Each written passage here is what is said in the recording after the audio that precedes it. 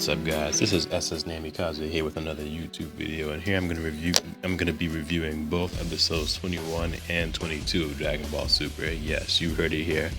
Both episodes 21 and 22 of Dragon Ball Super, and we're gonna discuss both of these episodes. I felt that episode 21, nothing really happened in 21 to do a full-on review and discussion about it. But if you do both of them together, then it will be better that way. So first, Frieza finally comes to Earth with his soldiers and everything, and the Z fighters arrive there, and Piccolo pretty much asks him why is he there, and Frieza's like, isn't it obvious? I'm here for revenge. And then you hear Frieza hears Krillin talking, like, oh, he's back, I can't believe he's back.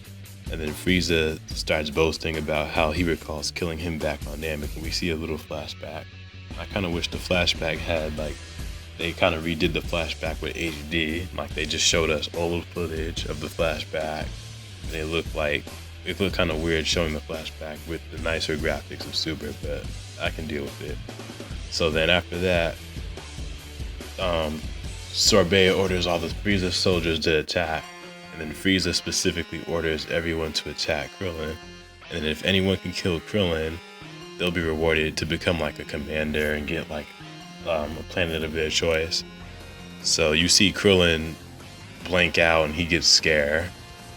So he's getting scared while these soldiers are attacking him. These thousands of soldiers are attacking him. And then he's not getting hit at all though. He's dodging all their attacks. And I found it weird that Krillin would blank out like that.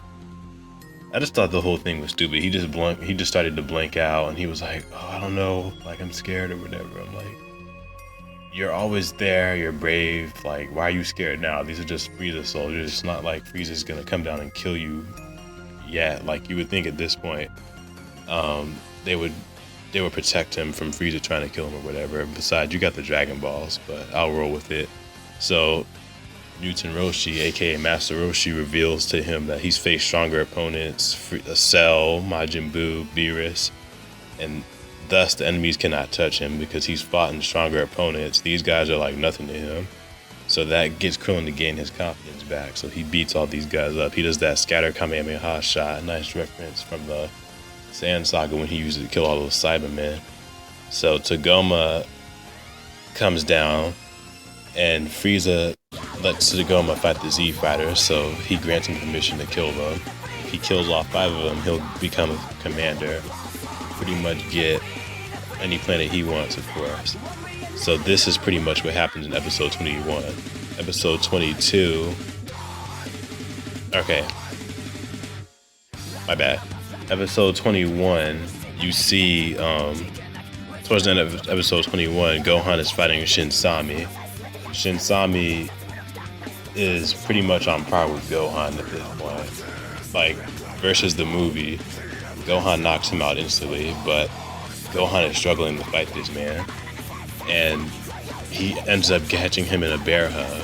So Shinsami is bear hugging Gohan, and Gohan has this nice dialogue about how he has a daughter now and he won't let anyone if anyone comes to hurt the planet or his family or something like that, he'll kill him or whatever, something like that. And it was pretty nice that Gohan said something like that, and you see Gohan get serious. But as soon as Gohan was about to get serious and actually kill Shinsami, which is what it seemed like, Tagoma ends up blasting both of them. He kills Shinsami in the process, and Gohan falls down with Shinsami. And there you see an aggressive Tagoma. He's just like Frieza at this point.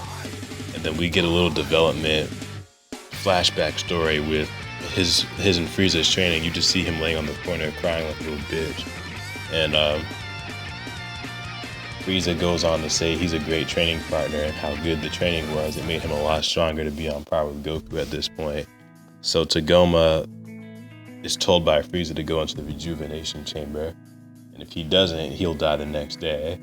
And then Tagoma then realized that if you're not cold and harsh, then you're not going to become strong. So that's pretty much what happened. That's why he's so cold and harsh now. He's pretty much like Frieza number 2 in this movie, and he's stronger. He's the strongest soldier there, other than Frieza, of course. So moving on to the next episode, you see where everything's left off. Tagoma's sitting there being cocky and everything. He's saying, "Oh, everybody come attack me at once."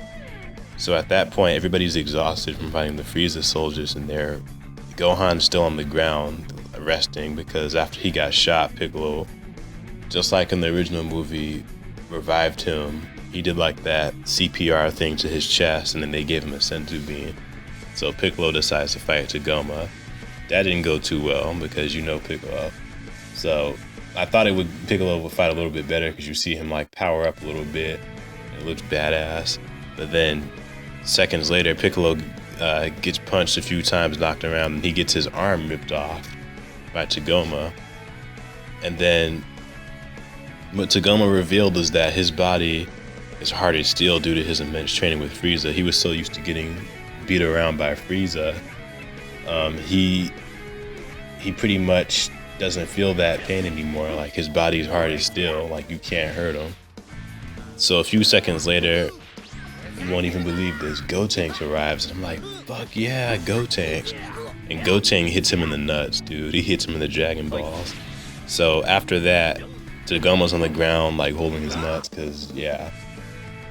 And Frieza's telling him to get up or whatever. And everybody's asking him, Trunks, Gotenks, why are you here or whatever. Gotenks is like, isn't it obvious I'm gonna defeat you? And Gotenks is being cocky at that point, pointing to Frieza. He's like, hey, you're the leader? I'm gonna defeat you right now. And he's like, what, another Saiyan? So a few seconds after that, I got pissed off because the Gotenks defused. It's like fusion's a joke now in this series now. Like fusion's supposed to last 30 minutes, it only lasted like 3 seconds.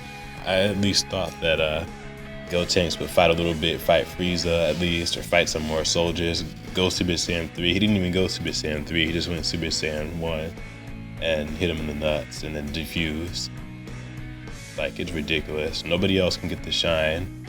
They made fusion a complete joke, but aside from that mini rant right there, everybody got to see what they wanted to see in terms of Trunks and Goten being there and Frieza's reaction towards them, but it wasn't as what you expected though. So as soon as they defuse, Frieza immediately recognizes Goten as Goku's son because he looks like him, just like him. And Trunks looks like, just as Frieza said, Trunks looks like the Saiyan that had cleaved him in two, aka Future Trunks. And he's kind of confused there. He's like, okay, so Goten is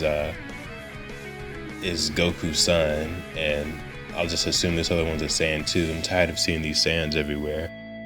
So pretty much after that, Trunks and Goten run away. And another thing that kind of got me thinking is how Frieza knew what fusion was, because he was like, oh, he must have joined bodies and fused or whatever. So I'm gonna assume he knows what fusion is. But anyway, you see the Ginyu frog. We found out that Ginyu frog, Captain Ginyu, actually was on the same ship, Jaco's ship, when Bulma and Jaco arrived to the battlefield. He was on the ship, which I think is stupid. I just think they threw that in there, but I'll roll with it.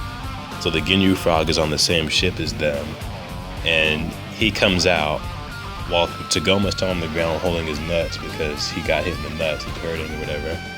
He draws in the dirt, like change, and as soon as Tagoma says it out loud, like change, what? They both change bodies. And the problem I have with that is, aren't you supposed to do that pose to change bodies? Because that's what he did when he changed bodies with Bulma on Namek and the Ginyu frog. Then again, that was just filler, so I'll let it slide for now. When they finally changed bodies, Tagoma comes up, no, getting it confused already. Ginyu and Tagoma's body goes up to Frieza and reveals himself to be Captain Ginyu, and Frieza is just amazed that he survived this long. They finally reveal to everybody that,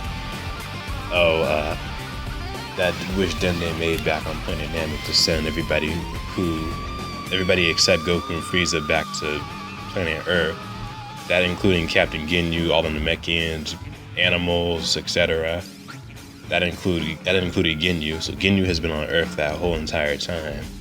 And Ginyu is going on and telling Frieza about his life experiences being in that frog body. He was being chased by a frog. he was just everywhere. You see like a little flashback of Kid Trunks trying to like grab him.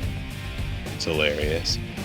And another problem I had with this whole Tagoma switching bodies with Ginyu. Ginyu is not used to switching bodies with people. Like, if you remember back on Namek when he switched bodies with Goku, he got his ass kicked. He's not used to being in other people's bodies, and as soon as he switched bodies with Tagoma and fought the Z Fighters, he was dominating them like crazy. Like, they didn't stand a chance. I guess it could have been because of the steel body that Tagoma had required due to his training with Frieza, but still, he should not have been that strong. But I'll roll with it though. My thoughts on both episodes, they were really good. I love the changes. There was just some inconsistencies, I thought, that didn't make any sense. Both episodes were really good. I give them 6 out of 7 stars. They were really good episodes. I enjoyed both of them.